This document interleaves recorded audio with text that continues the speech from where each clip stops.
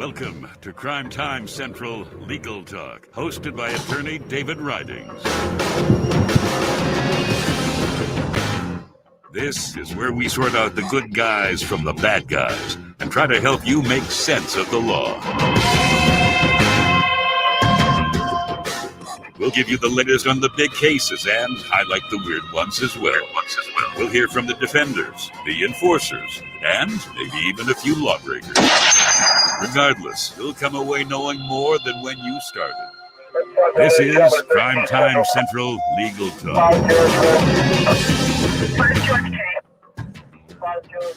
Well, hey, everybody on Facebook and YouTube. This is David Ridings with Crime Time Central. I am live on Stand Against Dark Blue, both on YouTube and on Facebook, and Crime Time Central on Facebook.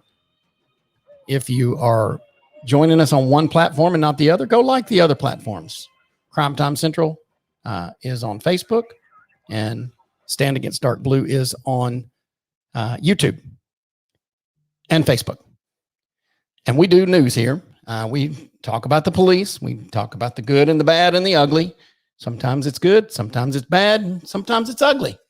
But we don't shade the truth here, and we don't sugarcoat anything.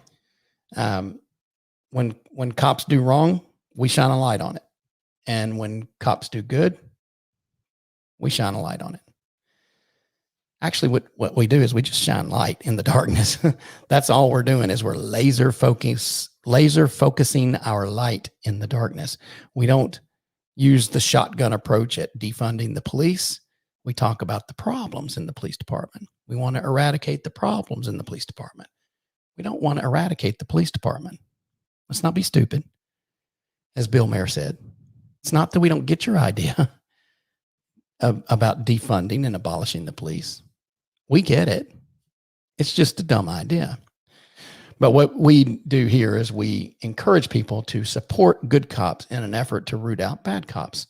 Now, sometimes we have dash cam videos of bad cops. Sometimes we have dash cam videos of good cops. And sometimes we have dash cam videos where there's both good cops and bad cops. And we kind of help you identify what you might not ordinarily see unless you've been through a police academy and know what to look for. Not that I'm, this super knowledgeable person, but I have been a police officer and I've been a defense lawyer for a very long time. And, I watch, thousands of videos over my career. And so this one is out of Burbank, California. This is a sad, they're all sad. I haven't seen a police shooting yet that didn't bother me.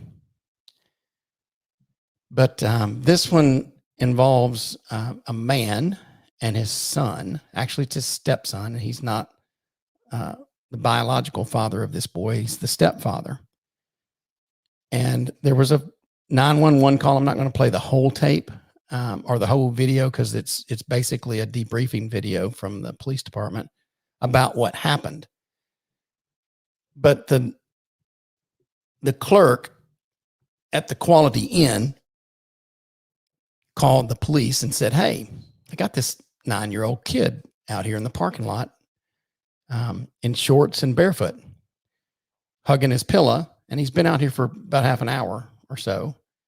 And, there are no parents around." And he thought the parents were in a room getting high. And what really happened was the father wrecked a car on the interstate, and the car was stolen out of Las Vegas. And they're in Burbank, California, wrecked the stolen car. Apparently the boy lost a shoe in the wreck because he's not completely barefoot. He's only got a shoe on one foot. You'll see in a minute. And just the disregard that this guy has for this boy troubled me. And yeah, it's always sad when a child loses a parent, even a step parent,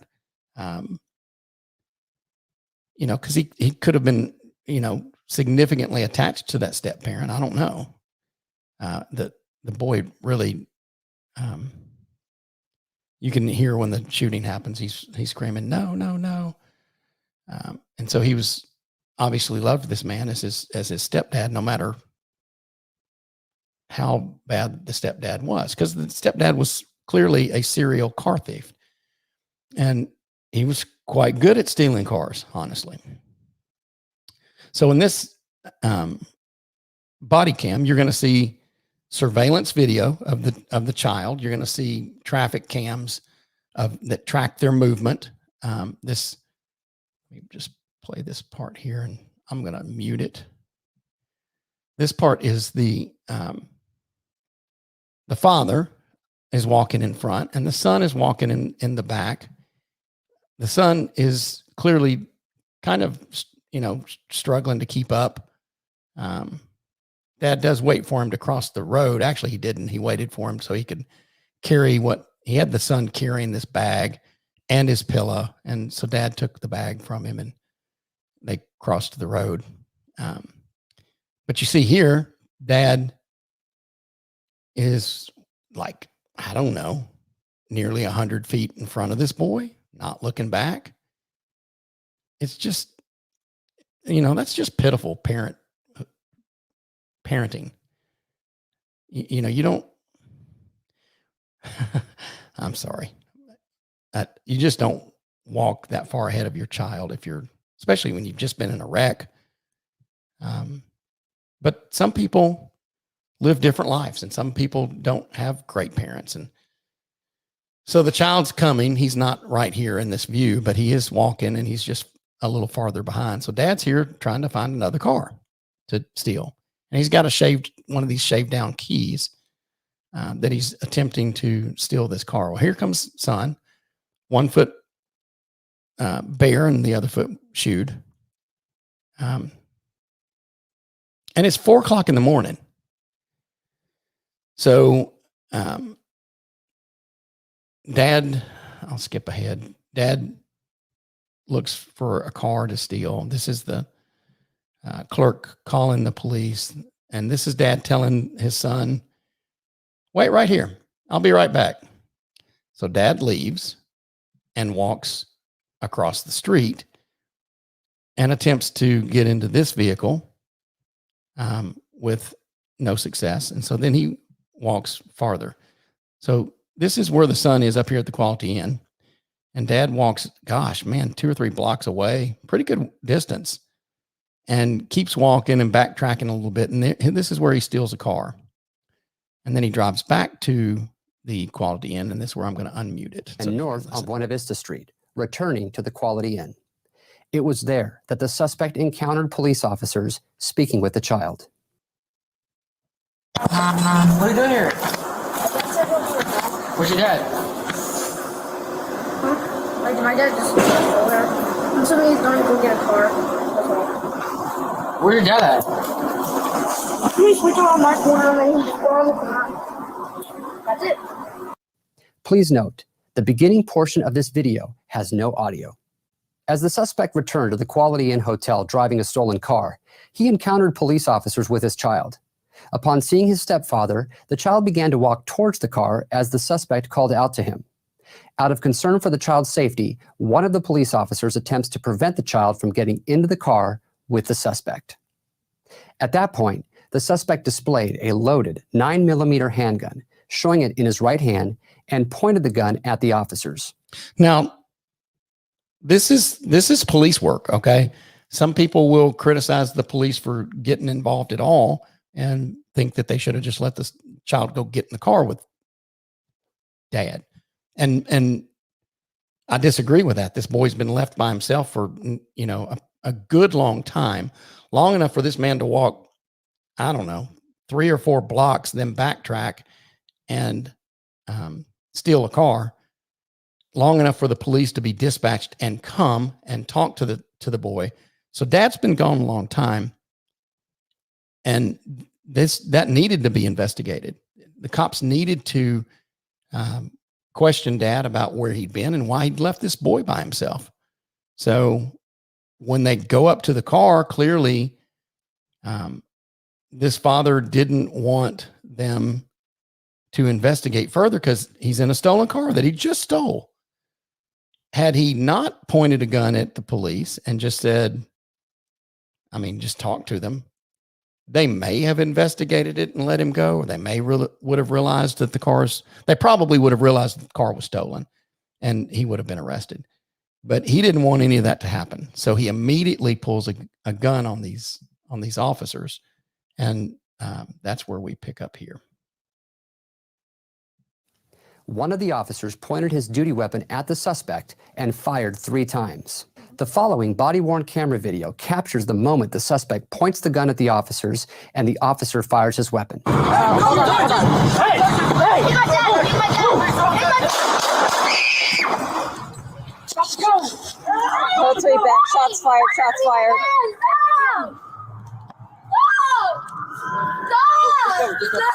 Where's your hands?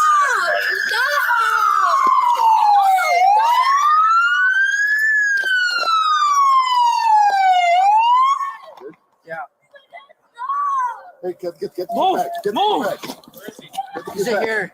He pulled the gun on me. All right. Where is he? He's in the driver's seat. Get the kid out of here. Get the kid out of here. Get covered. Get covered. Come on. Come on. Let me see your hands. Hands up.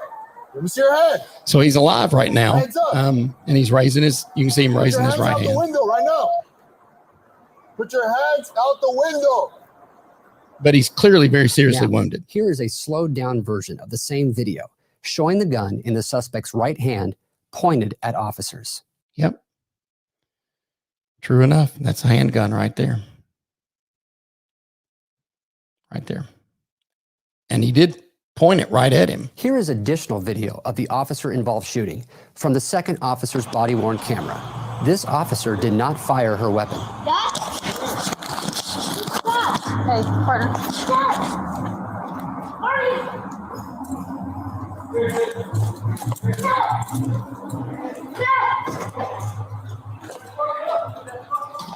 Hey.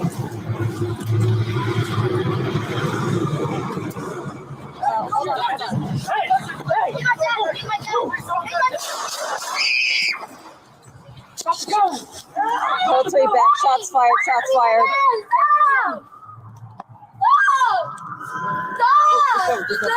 Where's your hands? The officer-involved shooting was also captured by hotel video surveillance. From this angle, video surveillance captures the suspect entering the hotel parking lot in the stolen Honda.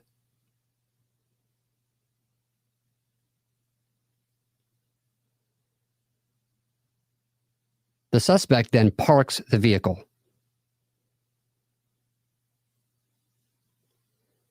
Video surveillance captures the suspect exiting the vehicle momentarily and looking around for the child.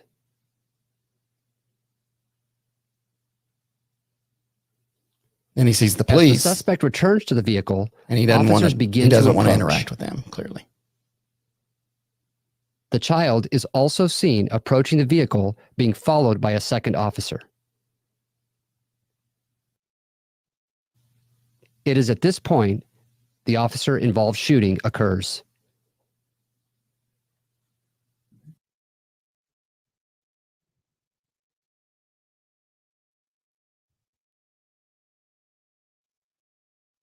Immediately following the officer-involved shooting, additional patrol units responded to the hotel, as well as paramedics from the Burbank Fire Department.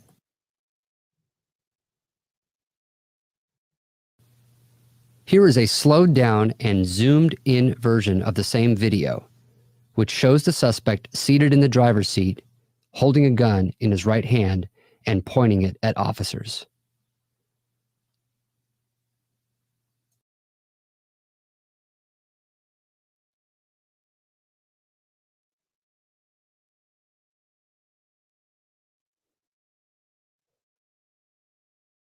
The suspect was struck by gunfire and transported to a local trauma center, where he succumbed to his injuries and was pronounced deceased. The child was unharmed and taken into protective custody. So this was the weapon he was carrying. He was carrying a Springfield Hellcat 9mm. That was the gun that this suspect had, and he died at the hospital.